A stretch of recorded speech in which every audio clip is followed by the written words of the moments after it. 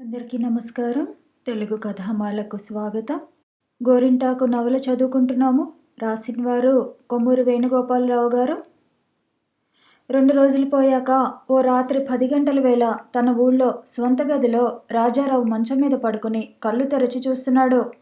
అతని తల దగ్గరగా ఓ కుర్చీలో పెద్ద వదిన గారు కూర్చుని అతని ముఖం కేసి అనుషంగికంగా చూస్తూ ఏదో యోచిస్తోంది. ఆమె కళ్ళు ఎర్రగా మండుతున్నట్లుగా ఉన్నాయి. బల్ల మీద చిన్న దీపం ఒకటి వెలుగుతోంది. రాజారావు అనుకున్నాడు, నేను ఎంత సిగ్గుమాలిన పని చేశానో, ఎందుకు మొన్న అంత ఏహ్య వాతావరణంలో చరించానో, అంత మూర్ఖుణ్ణైపోయానేమిటి? పాడు జీవితం తలుచుకుంటుంటే వల్లు దహించుకుపోతోంది. నా చదువు, నా విజ్ఞానం ఏమైపోయినాయి? చీచీ, వట్టి మొదనష్టపు పని చేశాను. ఇంత అల్పున్నా నేను? రాజా అని పిలిచింది వదినగారు మృదువుగా. ఏమిటమ్మా, నిద్రపోతున్నావా? ఊహూ, ఇంకెప్పుడు తెల్లవారుతుంది? నాకు భయంగా ఉంది. రాజారావు ముఖం ఆమె వైపు త్రిప్పి, నువ్వు నిద్రపోవదినా, తెల్లవార్లు జాగారం చేసి మట్టుకు ఏం లాభం? ప్రొద్దున్నే బండి కట్టుకుని పోదాం అన్నాడు. నేను ఎంత మొత్తుకున్నా ఈ రాత్రికి ప్రయాణం పడనివ్వలేదు కదా నువ్వు అన్నదామె ఆందోళన, బాధ కూడిన కంఠంతో. రాజారావు ఆశ్చర్యంగా, 6 మైళ్ళు ఈ అడవిదారి వెంట ఈ చీకట్లో నిన్ను తీసుకుని ఎలా పోయేదమ్మా? అయినా ఇదంతా నీ గాభరా, ప్రమాదమేం లేదు అన్నాడు. నీకు తెలీదు మరిది అందామె గుడ్ల నీరు కక్కుకుంటూ. జరిగిన విషయం ఇది. కొన్ని రోజుల క్రితం పెద్దన్నగారు పొలం వెళ్ళి వస్తుంటే అరికాల్లో పెద్ద ముళ్ళొకటి దిగబడింది. సహజమైన నిర్లక్ష్యంతో ఆయన ఉపేక్షించాడు. చివరికి అది ఏకల్లా మేకై కూర్చుంది. మంచం మీద నుండి దిగలేని స్థితి వచ్చి పడింది. నిన్న ప్రొద్దున బస్తీలో ఉన్న డాక్టర్ దగ్గరికి పోయి చూపించుకుందామని బండి చేసుకుని వెళ్ళారు. డాక్టర్ గారు 2-3 రోజులు అక్కడే ఉండాలన్నారు. భార్య కూడా వెంటనే పోదామనుకునేసరికి ఇబ్బంది ఉండటం వల్ల వీలు పడలేదు. ఇవాళ రాత్రి 8 గంటల సమయానికి పనికుర్రాడు అక్కడి నుండి అయ్యగారికి కాలిక ఆపరేషన్ చేశారని, తర్వాత బ్రహ్మ ప్రళయంగా జ్వరం వచ్చిందని చెప్పాడు. చిన్నన్నగారు ఆయన దగ్గరే ఉన్నారు. భార్యకు మనసు నిలవలేదు. వెంటనే బయలుదేరి తీరాలని పట్టుబట్టి కూర్చుంది. రాజారావు ఆ రోజు ఉదయమే ఊరి నుండి వచ్చాడు. శతవిధాలా నచ్చజెప్పి మరునాడు తెల్లవారుజామునే బయలుదేరడానికి ఆమెను ఒప్పించాడు. ఎంత బాధపడుతున్నారో వారు అన్నదామె రుద్ధ కంఠంతో. రాజారావు బదులు చెప్పలేదు. ఆమె బల్ల మీద మోచేయాంచి గడ్డం కింద అరచేయి పెట్టుకుని యోచిస్తూ కూర్చుంది.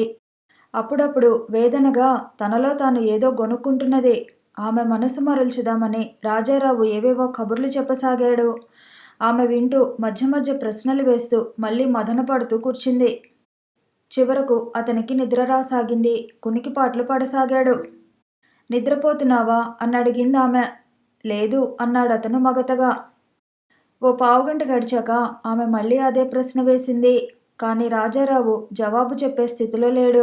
గాఢ నిద్రలో ఉన్నాడు. ఏ 3 గంటలకో అతనికి మెలకువ వచ్చింది. ఉలిక్కిపడి లేచి కూర్చుంటూ ఆమె అక్కడ ఇంకా ఉన్నదేమోనని చూశాడు.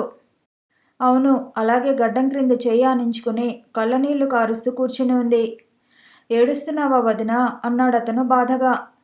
ఆమె పమిటి చెంగుతో కళ్ళు తుడుచుకొని, నేనింత కష్టంలో ఉన్నాను కదా, నీకింత బండ నిద్ర ఎలా పట్టింది అని అడిగింది.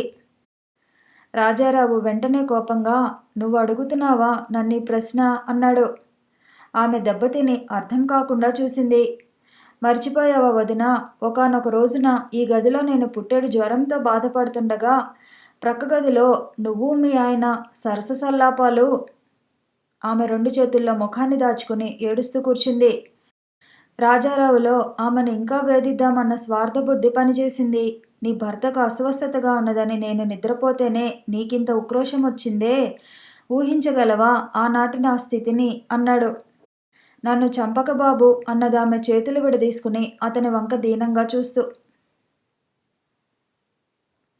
కొన్ని రోజులు పోయాక చక్రపాణి బెజవాడలో తమ ఇంట్లో కూర్చుని మిత్రుడు రాజారావు రాసిన ఉత్తరం చదువుకోసాగాడు. ప్రియపాణి, నీ ఉత్తరం చేరింది. క్రితంసారి నువ్వు బెజవాడ వచ్చినప్పుడు చాలా కారణాల వల్ల నిన్ను కలుసుకోలేకపోయాను. నాకు అందని ఒక వస్తువును వెతుక్కుంటూ ఎన్నో ఊళ్ళు తిరిగాను. ఇంతలో రిజల్ట్స్ తెలిసాయి. పాస్ అయి కూర్చున్నాను. నువ్వు కూడా పాస్ అయ్యావని రాశావు. కంగ్రాచ్యులేషన్స్. నేను సాగర్ వచ్చి ఎంఏ ఎల్ఎల్బిలో చేరాను. లాయర్గా జీవితం గడపాలని నా అభిమతం కాకపోవచ్చు. ముందు ముందు ఏం చేస్తానో కూడా తెలియదు. కానీ ఇంకా చదవాలనుకున్నాను. చదువుతున్నాను. ఇప్పుడిప్పుడే నాకు ఆ ప్రాంతానికి రావాలని లేదు. ఆప్తులు ఎవరైనా చచ్చిపోతే తప్ప. చదువు పూర్తయ్యేదాకా రాను. ఓ కొత్త అధ్యాయంలోకి ప్రవేశించాననుకుంటాను. నీ దీర్ఘమైన ఉత్తరాన్ని ఎంతో శ్రద్ధగా పఠించాను. నువ్వు బీఏతో చదువుకు ఉద్వాసన చెప్పి మీ నాన్నగారిలాగే వ్యాపారంలో దిగటం నాకు సంతోషం కలిగించింది. నువ్వు ఇదివరకటి కన్నా చాలా విషయాలు నేర్చుకున్నావు కాబట్టి వ్యాపారంలో తప్పక ప్రకాశించగలవు. సరే, ఇంకా అసలు విషయానికి వద్దాం. నా దగ్గర ఇన్నాళ్ళు ఇన్ని సంగతులు ఎందుకు దాచావు? అసలు ఎలా భరించావు ఇన్ని ఆలోచనలు నాకు చెప్పకుండా? నీలో ఏదో మార్పు వచ్చిందని నేను అనుమానిస్తూ వచ్చాను గాని ఇంత నిగూఢ తట్టిపెట్టుకున్నావని ఊహించలేకపోయాను. ఇప్పటికైనా పూసగుచ్చినట్లు రాశావు. సంతోషం. అసలు మొదటి నుండి నీతో వచ్చిన చిక్కేమిటంటే నువ్వు చాలా సెన్సిటివ్ పర్సన్వి. ప్రతి చిన్న అంశానికి మానసికంగా అగ్రస్థానమిచ్చి తర్జన భర్జనలు జరిపి నువ్వు మాత్రం దూరంగా ప్రేక్షకుడిగా చోద్యం చూస్తుంటావు. అందుకు నీకు నిజమైన అనుభూతి లేదు. నీది కల్పితమైన అనుభూతి. నువ్వు స్థిరంగా ఒక విషయాన్ని గురించి ఆలోచించలేవు. నీ మనసు ప్రతిక్షణం అటు ఇటు ఊగుతూ ఉంటుంది. నీకు జరిగే ప్రతి సంఘటనలోని లోతును అణువణువున శోధించి తపన పడుతుంటావు. ఒక పుస్తకం చదువుతున్నా, ఒక ఆలోచన చేస్తున్నా, ఒక అనుభవం జరుగుతున్నా అనుక్షణం నేను అనే భావం నిన్ను విడిచిపెట్టిపోదు. ప్రతి దాంట్లోనూ నువ్వు, నీ ఆరాటం నీ కళ్ళకు స్పష్టంగా కనిపిస్తూ ఉంటాయి. నువ్వు అస్పష్టత యొక్క నీడని అని రాశావు. కానీ నువ్వు స్పష్టంగా ఉన్న అంశం ఒకటుంది. నీ అస్పష్టతని గురించి స్పష్టంగా తెలుసుకోవటం. నువ్వు డ్రీమర్వి. నీకోసం నువ్వు జీవించినట్లు కాకుండా ఇతరుల కోసం అన్నట్లు గడుపుతావు. నీ మాటకు విలువ ఉంది కానీ నీకు వ్యక్తిత్వం లేదు. ఈ భూమి మీద ఉన్న విచిత్రాలలో ఒకటేమిటంటే తెలివైన వాళ్లకు, సున్నిత మేధస్సు గల వాళ్లకు వ్యక్తిత్వం తక్కువ ఉంటుంది. ఉన్నా అది వ్యక్తిత్వ భ్రమ మాత్రమే. నీలో ఓ ప్రత్యేకత ఉంది. అసలు చాలా లోపాలున్న మనుషుల్లో ప్రత్యేకత ఏదో తొంగి చూస్తుంటుంది. వాళ్లకు ప్రక్కన గైడు ఉన్నంతకాలం ఆ ప్రత్యేకత బయలుపడదు. జీవితం వాళ్ళను తరుముకుంటూ వచ్చినప్పుడు దాని యొక్క ప్రభావం బయటపడుతూ ఉంటుంది. అది నీలో నేను పసిగట్టాను. కాబట్టే నువ్వు హైదరాబాద్ వెళ్లే ముందు చెడిపోవటం గురించి ప్రస్తావన వచ్చినప్పుడు ఈ సత్యాన్ని నీ అంతట నువ్వే తెలుసుకుంటావని చెప్పాను. నేను చెప్పిన మాటలు సాధారణంగా అబద్ధాలు కావురా పాణి. నీ అనుభవాలను, నువ్వు చెప్పిన పనులను రాశావు. చివరికి నీ అల్టిమేటం ఏమిటంటే చెడిపోవటం చేతకాలేదని. చెడిపోవటంలో భ్రమే గాని ఏ ఆనందాన్ని నువ్వు బాపుకోలేదని. అందుకని మానసికంగా నువ్వు పవిత్రుడవేనని. అవన్నీ కలలోని ఘటన లాంటివని, నీ మనసుని వక్రమైన అనుభవాల ద్వారా కలుషితం చేసుకోలేదన్నది ఓ నమ్మకం నీకు. ఆ నమ్మకం వల్లే నీకు జీవితం ఎప్పటికప్పుడు కొత్తగా ఏమీ తెలియనట్లుగా కనబడుతోంది. నువ్వింకా పసిపిల్లాడివేనన్న భావన నన్ను విడిచిపోవటం లేదు. నీ అనుభూతుల గురించి నాకు తోచింది నేను చెబుతాను. నువ్వు కావాలని ఓ పని చేయవు. అసలు నువ్వు మనస్ఫూర్తిగా ఏ పని చేయవు. అనుభవాన్ని తెలుసుకుందామని చేసినట్లుగా, ఇతరుల కోసం అన్నట్లుగా, మొక్కు తీర్చుకున్నట్లుగా ఎక్స్పెరిమెంట్గా చేస్తావు. ఒకటి చేస్తుంటే నీ మనసు మరో దాని యందు లగ్నమై ఉంటుంది. నీ మనసు ఎప్పుడు వెసిలిటేటింగ్గా ఉంటుందని చెప్పాను కదా. ఆ బ్రహ్మానందం ఎవరో అతను నేను కలుసుకోకపోయి ఉంటే నీ జీవితం మరో మార్గంలో నడిచి ఉండేది. నిన్ను ఎవరైనా కీ ఇచ్చి వదిలితే ఇహ నీకు తెలియకుండానే ఆడుతూ ఉంటావు. నువ్వు ఒక బొమ్మ లాంటి వాడవు. అందుకే నీకేదీ అలవాటు కాదు. నువ్వు త్రాగేవనుకో, అదంటే నీ అంతరంగంలో ఇష్టం లేదు. ఒక స్త్రీతో సంచరించినప్పుడైనా అంతే. అందుకే అవి ఏవి నీ హృదయాన్ని స్పర్శించలేకపోయాయి. నువ్వు చాలా సెన్సిటివ్గా ఉండటమే, అనుక్షణం నేను అన్న ఊహ నిన్ను గల్లంతు చేస్తుండటమే దీనికి కారణం. నిన్ను నువ్వు మరిచి ఇతర విషయాల గురించి ఆలోచించి అందులో లీనమయ్యే సమర్థత నీకు లేదు. అందుకనే ఏ విషయంలోనూ సంపూర్ణ పరిజ్ఞానం నీకు అలవడదు. నీకు డెప్త్ తక్కువ. తాగి ఎప్పుడు తోలలేదని రాశావు. ఆ పని అంటే నీకు అయిష్టమే కాకుండా భయం, అసహ్యం కూడా ఉన్నాయి. అందుకని బహుశా పూర్తిగా ఎప్పుడూ తప్పతాగి ఉండవు. ఎప్పటికప్పుడు వాయిదాలు వేసుకుంటూ, తడబడుతూ అనుభవించడానికి ప్రయత్నించడమే నీ గుణం. అసలు నీకు తృష్ణ లేదు. తృష్ణ లేనిదే తృప్తి ఎక్కడి నుండి వస్తుంది? అందుకే నీకు అనుభూతి లేదు. కానీ నువ్వు మనఃపూర్వకంగా పాల్గొన్న సన్నివేశాలు 2 ఉన్నాయి. ఒకటి మాలతి అధ్యాయం, మరొకటి ప్రభావతి ప్రకరణం. ఈ రెండింటి మధ్య దూరమే నీ అస్పష్ట, అస్వస్థ జీవితం. మాలతితో నువ్వు జీవితాన్ని ప్రేమతో ప్రభావితం చేసుకున్నావు. ప్రభావతితో ఆత్మవిమర్శలో పడ్డావు. మాలతి నీకు గగన కుసుమం అయింది. ప్రభావతి నీ హృదయ కుసుమం అయినది. బహుశా మాలతిలోని అంశాలు కానీ, గుణాలు కానీ కొన్ని ప్రభావతిలో నీకు కనిపించి ఉంటాయి. అందుకే ఆమెను చూస్తే నీకు ఉలికిపాటు, గగ్గురుపాటు. యవ్వనంలో మనుషులు ఒక ప్రత్యేక జీవులు. మనిషి మీద యవ్వన ప్రభావం చాలా ఉంటుంది. ఏదో నూతనత్వం కోసం మనసు తహతహలాడుతుంటుంది. ఈ ఫేజులో జీవితంలోని ముఖ్యమైన సమస్యలను నిర్లక్ష్యం చేసి ఊహించుకున్న విలువలకు ప్రాధాన్యత ఇచ్చి ఆ ఊహ ప్రకారం జరగకపోతే అసంతృప్తి, వెలితి ఫీల్ అవటం పరిపాటి.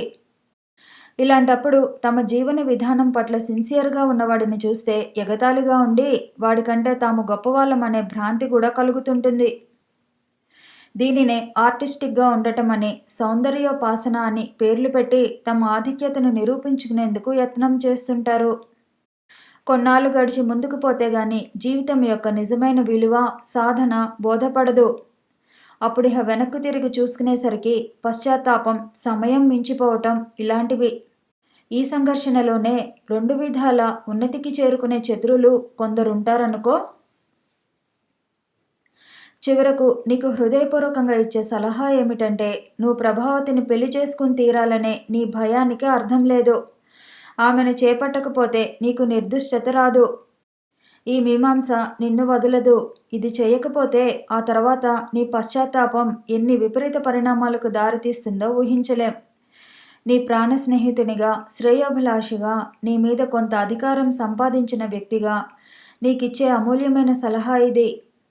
పాటించకపోతే నువ్వు ఎంతో నష్టానికి గురవుతావు. నీ తీర్పులో నాకు పూర్తి నమ్మకం ఉంది. నేను నా గురించి ఏమీ రాయదలుచుకోలేదు. కొంత రాశాను ఉత్తరం మొదట్లో, అది చాలు. తరచు కలుసుకోకపోయినా ఎక్కడ ఉన్నా నీ ప్రాణమిత్రుడు రాజా. ఉత్తరం ముగించి చక్రపాణి కళ్ళు తుడుచుకున్నాడు. 4 ఏళ్ల తర్వాత చక్రపాణి ఓసారి వాళ్ళ అక్కగారి ఊరికి వెళ్ళాడు. జయలక్ష్మి ఆ కబురు ఈ కబురు చెప్పి, ఆయనకు బొత్తిగా తీరిక ఉండదురా తమ్ముడు, పైగా నిర్లక్ష్యం. ఇంట్లో ఈ బుచ్చిగాడి అల్లరి చెప్పసఖ్యం కాదు. మామూలు బళ్ళలో వీడిని చేర్పిస్తే మరింత ఆకతాయి అయిపోతాడు. మాంటిసోరీనో ఏదో ఉందే, అందులో పడేస్తే అక్కడ పిల్లలను లాలిస్తూ బాగా చెబుతారట. తీసుకుపోయి చేర్పించు బాబు, నీకు పుణ్యముంటుంది అంది. సరేనని చక్రపాణి రారా బుచ్చిగా అంటూ మేనల్లుడిని తీసుకుని స్కూలుకి బయలుదేరాడు. అందమైన ఆ యువకుణ్ణి, అతని చిటికిన వేలు పట్టుకుని ముద్దుగా నడుస్తున్న ఆ చిన్నారి వాణ్ణి రోడ్డు మీద జనం ముచ్చటగా తిలకించసాగారు. ఓ వృద్ధురాలు ప్రేమ మితిమీరగా బుగ్గల మీద వేళ్లు విరిచి ఆశీర్వదిస్తూ దూరంగా వెళ్ళిపోయింది. స్కూలుకి చేరుకున్నాక హెడ్ మిస్ట్రెస్ గారి గదికి వెళదామని పోతూ లోపల నుండి వస్తున్న ఓ మూర్తిని చూసి చక్రపాణి నిర్ఘాంతపోయి నిల్చుండిపోయాడు. ఆమె కూడా తన పెద్ద పెద్ద కళ్ళను అప్పగించి చూస్తూ చివరకు తేరుకొని చిరునవ్వు నవ్వింది. పాణి కష్టం మీద వణికే గొంతుతో, మీరు ఇక్కడికి మీ పాపాయిని చేర్పిద్దామని వచ్చారా అన్నాడు. మాలతి మధురంగా నవ్వి, ఓహో, నేనిక్కడ టీచర్గా చేస్తున్నాను అంది. చక్రపాణి శరీరం గగుర్పొడ్చసాగింది. ఇన్నాళ్ళయ్యాక ఇప్పుడు కూడా ఆమెతో నిర్భయంగా మాట్లాడటం చేతకావటం లేదు. మీరో మీ అబ్బాయిని చేర్పించేందుకు వచ్చారా అన్నది మాలతి నవ్వుతూ. వీడు నా మేనల్లుడు. ఆమె నాలుక కొరుక్కొని సిగ్గుపడుతూ, మరి మీకు పెళ్ళా అని చక్రపాణి బిగ్గరగా నవ్వి, కాలేదు అన్నాడు. ఏం అని అడిగింది మాలతి కుతూహలంగా. ఏం చేసేది చెప్పండి. చాలా కాలం క్రితం ఓ అమ్మాయిని నన్ను పెళ్లి చేసుకోమని అడుగుదామని వెళ్ళాను. కానీ నా నోరు చెప్పినట్లు వినలేదు. ఆమె కోపగించి వెళ్ళిపోయి ఎవరినో పెళ్లి చేసుకుంది. అప్పటి నుండి అలాంటి అమ్మాయి ఎవరన్నా కనబడుతుందా, ఈసారన్నా చెప్పగలుగుతానా అని ఎదురు చూస్తున్నాను. మాలతి లజ్జితురాలే ఓ ప్రక్కకు ఒదిగి నిలబడింది. అటు నుండి పోతున్న ఓ టీచర్ వాళ్ళిద్దరి వంక ఓసారి ఓరగా చూసి వెళ్ళిపోయింది. అదీగాక నాకెవరూ ప్రేమభిక్ష పెడతారన్న నమ్మకం కూడా లేదు. మిమ్మల్నెవరు ప్రేమించరు అన్నది మాలతి తల ఎత్తి మెల్లగా. ఈసారి సిగ్గుపడే వంతు చక్రపాణిది. మాట మార్చుదామని మీ వారేం చేస్తున్నారు అని అడిగాడు. ఈ ఊళ్ళోనే ఓ బుల్లి ఆఫీసర్ గారు. పిల్లలు? ఆమె తల వంచుకుని బొటన వ్రేలుతో నేల రాస్తూ, ఇద్దరు, పెద్ద పాపాయి ఇక్కడే చదువుతోంది అని తల ఎత్తి, అదిగో చూడండి ఆ గదిలో కూర్చుని పుస్తకం మీద ఏదో రాసి పారేస్తోందే అదే అంది చేత్తో చూపిస్తూ. అచ్చం మీ పోలికే గాని రంగు మాత్రం మీ శ్రీవారు చాలా తెలుపనుకుంటా. ఆమె సిగ్గుతో మందహాసం చేసి ఊరుకుంది. చక్రపాణి ఆమె కేసి చూస్తూ స్తబ్దుడైనాడు. అప్పటికి ఇప్పటికీ వయసులో ఏమీ తేడా కనబడటం లేదు. మరింత శోభాయమానంగా ఉంది. ఆహ్లాదకరంగా ఉంది ఈ దృశ్యం. కానీ తనేమిటి ఇలా మాట్లాడుతున్నాననుకున్నాడు. నాలుక ఖర్చుకున్నాడు. క్లాసు టైం అయింది. హెడ్ మిస్ట్రెస్ గారు లేరు. ఇప్పుడే వస్తారు, గదిలో కూర్చోండి అంటూ ఆమె అక్కడి నుండి వెళ్ళిపోయింది. అతను మేనల్లుడితో గదిలోకి పోయి కూర్చున్నాడు. పిల్లవాడు మామయ్యను కదుపుతూ ఏవో ప్రశ్నలు వేయసాగాడు. వాటన్నింటికి ఓపిగ్గా సమాధానాలు చెబుతూ చక్రపాణి అవతల గదివైపు అవలోకిస్తున్నాడు శ్రద్ధగా. మాలతి నిలబడి పిల్లలకు ఏదో పాట నేర్పిస్తోంది. ఆమె పాడిన పాటను బాలబాలికలంతా ముక్తకంఠంతో తిరిగి పాడుతున్నారు. అలా కాదు, ఇలా అని చెబుతూ మళ్ళీ పాడి చూపిస్తోంది. మొదట పాణిని ఆమె చూడలేదు. ఎందుకో ఓసారి తల ఎత్తి చూసి సిగ్గుపడి నవ్వుకొని చూపులు ప్రక్కకు మరల్చుకొని పాడసాగింది. ఓ పావుగంట అయినాక టీచర్ ఎవరో వస్తే చక్రపాణి ఆమెను ఎప్పుడొస్తారు హెడ్ మిస్ట్రెస్ గారు అని అడిగాడు. ఎందుచేతో ఇంకా రాలేదండి. ఒకవేళ ఇప్పుడు రారేమో, పోనీ మధ్యాహ్నం. పర్వాలేదు, ఆవిడ వచ్చేంత వరకు కూర్చుంటానులేండి. అతని మనసంతా సంపుల్లమానంగా ఉంది. మధ్య మధ్య మాలతి అతన్ని ఓరగా చూస్తుంది అక్కడి నుండి. అలా మరో అరగంట గడిచింది. తర్వాత హెడ్ మిస్ట్రెస్ వచ్చింది. ఆమెతో మాట్లాడి అన్నీ అడిగి తెలుసుకొని ఎంట్రన్స్ పరీక్ష ఉందంటే పిల్లవాడిని మరునాడు తిరిగి పంపిస్తానని చెప్పి బయటకు వచ్చాడు. మాలతి గేటు దగ్గరకు వచ్చింది వెనక నుండి. వెళ్తున్నాను అన్నాడు చక్రపాణి. క్షమించండి అంది మాలతి. భలే వారే, ఎందుకు? ఎందుకో సరిగ్గా తెలియదు. ఏమీ సరిగ్గా వ్యక్తం చేయలేను కూడా. ఆమె గొంతు వణికింది. చక్రపాణి 2 అడుగులు వేసి ఆమెకు దగ్గరగా వచ్చాడు. ఓ చేత్తో గేటు పట్టుకుని ప్రపంచంలో అందరికన్నా మిమ్మల్ని చూస్తే గౌరవం నాకు అన్నాడు. ఆమె మౌనంగా ఊరుకుంది. మీ ఇంటికి వచ్చి మీ శ్రీవారితో స్నేహం చేసుకోవాలన్న కోరిక ఉంది, కానీ ఇప్పుడు కాదు. మీరు చాలా కులాసాగా జీవిస్తున్నారు, అవునా? ఆమె తల ఊపింది. మళ్ళీ మిమ్మల్ని కలుసుకుంటానో లేదో అని తెగ భయపడ్డాను. ఇవాళ ఓ మహత్తరమైన రోజుగా స్మరించుకుంటాను. మీకు తెలియని కారణాలు చాలా ఉన్నాయి, చెప్పటం కష్టం అన్నాడు. మాలతి విస్మయంగా చూస్తోంది. ఒకప్పుడు మీతో మాట్లాడటానికి భయపడిపోయాను. ఇందాక కూడా మిమ్మల్ని మొదట పలకరించినప్పుడు నా కంఠం రవ్వంత గద్గదమైంది. కానీ ఇప్పుడు అవన్నీ నశించాయి. చాలా నిశ్చలంగా ఉజ్వలంగా ఉంది నా మనసు. మాలతి క్రింది పెదవిని పంటితో నొక్కుతూ విశాల విస్పారిత నేత్రాలతో చూస్తోంది. కొంత, ఎంతలేండి, రవ్వంత అయినా మసకమసగ్గా మాలిన్యం ఉండేది నాలో. ఈ క్షణం నుండి అది కూడా నశించింది. ఇప్పుడు నా ఉద్దేశం ఏం చెప్పను? ఇవన్నీ మీకు చెప్పకూడదులేండి, కానీ మనిషిని కదూ, జీవితం మీద మీ ప్రభావం చాలా ఉందిలేండి. మీకు కృతజ్ఞతాభివందనాలు అర్పించకుండా ఉండలేను. అతను ఓ అడుగు వెనక్కి వేసి, క్షమించాలి, ఇందాక అబద్ధం చెప్పాను, నేను పెళ్లి చేసుకున్నాను అన్నాడు. ఆమె కళ్ళు ఓ చిత్రమైన భావంతో మెరిశాయి. హాయిగా నిట్టూర్చింది. మరి నేను వెళ్ళొస్తాను అన్నాడు చక్రపాణి. ఆమె కొంచెం ముందుకు వచ్చి, ఓ కోరిక ఉంది, అడిగేదా అంది ముద్దుగా. తప్పకుండా. మిమ్మల్ని అన్నయ్య అని పిలవాలని ఉంది. చక్రపాణి రోడ్డు మీద ఎవరన్నా చూస్తారన్న ఆలోచనైనా లేకుండా ఆమె చేతిని పుచ్చుకుని నొక్కి ఆ పిలుపు కోసమే ఇంతకాలం వేచి ఉన్నా అన్నాడు. మాలతి జాలిగా ప్రేమగా అన్నయ్య మరీ అంది. కళ్ళు ఆర్ద్రమైనాయి. కన్నీటి బిందువా నీ కంట్లో? చెప్పు. మీ మీ శ్రీమతిని. చక్రపాణి గట్టిగా నవ్వి, ఎప్పుడో ఓసారి మీ ఇంటికి వస్తాం ఇద్దరం కలిసి, చూస్తూ ఉండు. మరి సెలవు? నమస్కారం అన్నాడు.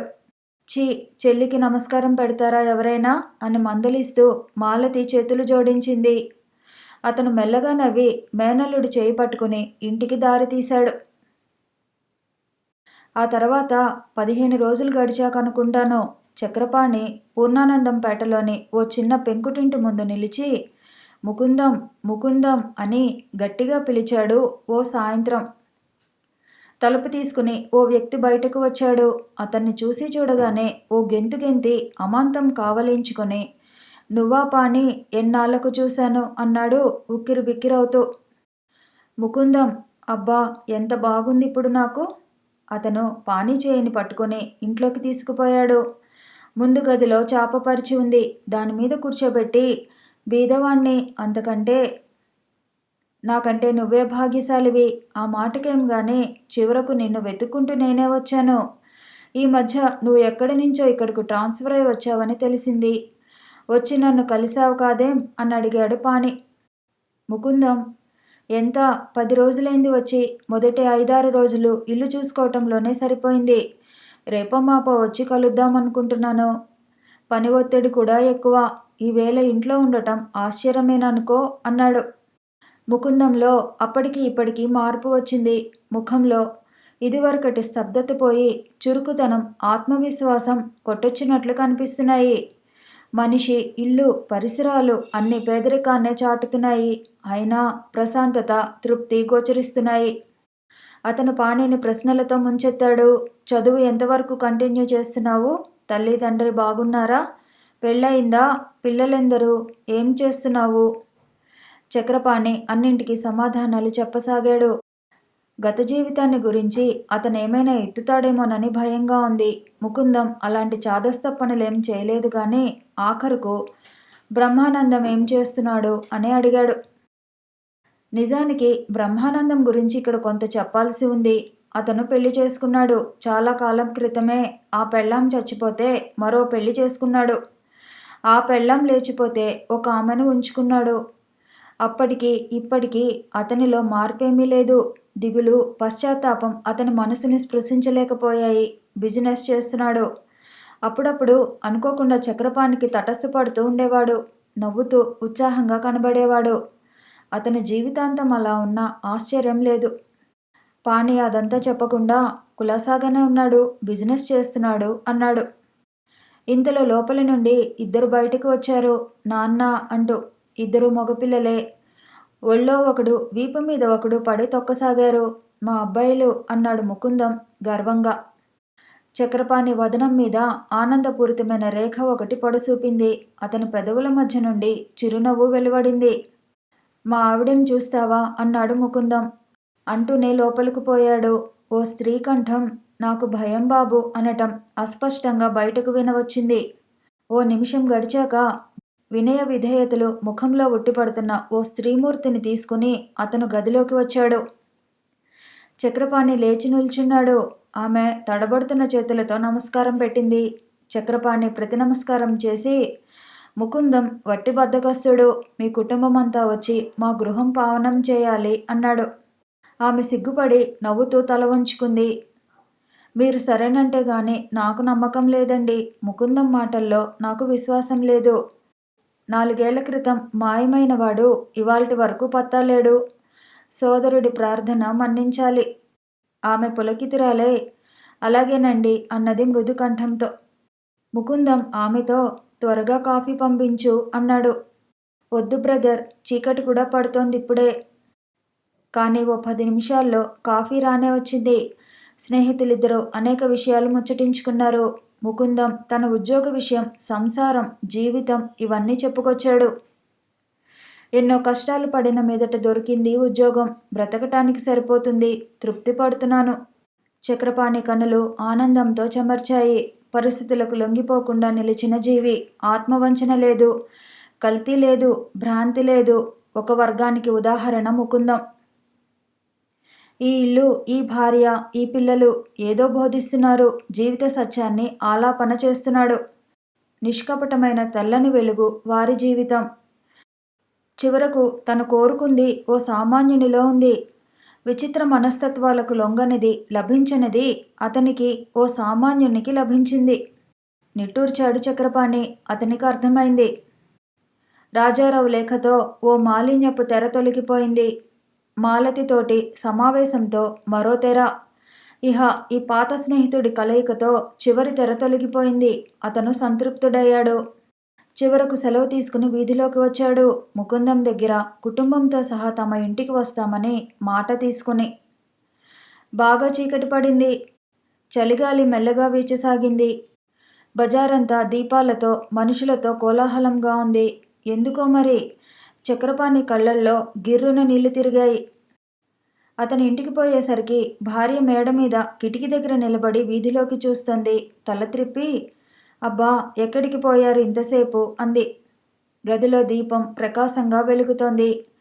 చక్రపాణి ఆమె దగ్గరకు వస్తూ, ఓ పాత స్నేహితుడు కనిపించాడు అన్నాడు. ఆమె అతనికి ఎదురుగా నిలబడి ముఖమెత్తి, మరో స్నేహితుడు కనిపించబోతున్నాడు అంది. ఎవరు అన్నాడు చక్రపాణి ఆతృతగా.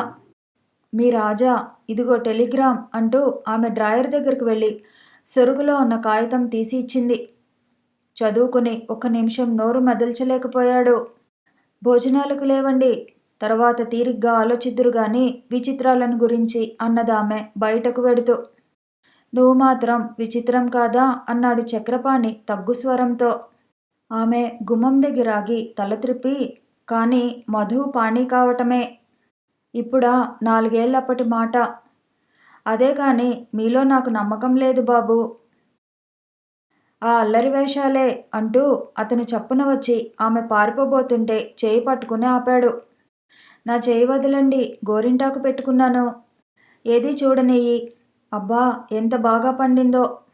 భయం వేయట్లేదా అబ్బాయి గారికి? అవన్నీ నువ్వు నాదానివైనప్పుడే పోయాయి. ఆమె లజ్జితురాలే తల వంచుకుంది. అతడామె చుబుకాన్ని పట్టుకుని పైకెత్తుతూ, అమ్మాయి గారు అన్నాడు. ఊ అందామె ముగ్ధగా చూస్తూ. నేను అర్థం చేసుకున్నాను. ఎవర్ని? నన్ను. ఇన్నాళ్ళకా అన్నదామె ముసిముసిగా నవ్వి. చివరి అణువు వరకు. వదలండి. అతనామె చేయి వదిలి, పద, చాలా ఆకలిగా ఉంది అన్నాడు. ఆమె డిన్నర్ టేబుల్ మీద కంచాలు పెడుతూ ఏదో ఆలోచిస్తోంది. లోపలి గదిలో అత్తగారి, మామగారి మాటలు లీలగా వినిపిస్తున్నాయి. హఠాత్తుగా ఓ కన్నీటి బిందువు ఆమె కుడికంటి నుండి జారిపడింది. ఛా అని నవ్వుకుని కంచం మార్చడానికి లోపలికి పోయింది. ముగింపుకు వచ్చింది కాబట్టి సంఘటనలన్నీ ఒక్కసారిగా విరుచుకుపడినట్లు రాసేస్తున్నాడు అని మీరు అంటారు. సంఘటనలలా విరుచుకుపడబట్టే ముగింపుకు వచ్చింది. లేకపోతే రాజారావు అప్పుడే వైరివ్వాలా? కొన్నాళ్ళు ఆగకూడదు? కానీ అలా జరిగింది. రాయక మాననా? మరునాడు తెల్లవారుజామున నిద్రలేచి డ్రెస్ చేసుకుని భార్యని తీసుకుని కారులో స్టేషన్కి వెళ్ళాడు చక్రపాణి. ట్రైను 1/2 గంట లేటుగా వచ్చింది. చక్రపాణి గుండె వేగంగా కొట్టుకుంది. వచ్చేస్తున్నాడు రాజారావు. అవును, వచ్చేశాడు రాజారావు. నిరుడు MA LLB పాస్ అయ్యి రాజారావు ప్రస్తుతం బర్మా షెల్లో 500 సంపాదిస్తున్న రాజారావు. అమాంతం క్రిందకు దూకి స్నేహితుణ్ణి గట్టిగా కౌగిలించుకున్నాడు. అబ్బా ఎన్నాళ్ళయిందిరా పాణి, ఎన్నాళ్ళయిందిరా అన్నాడు. రాజారావు అన్నాడు పాణి తన్మయంగా. రాజారావు ఒంటరిగా రాలేదు. ఓ అపూర్వ సుందరమైన వస్తువును వెంటబెట్టుకు వచ్చాడు. ఆ వస్తువు రాజారావు ప్రక్కన నిల్చుంటే అమరినట్లుగా ఉంటుంది.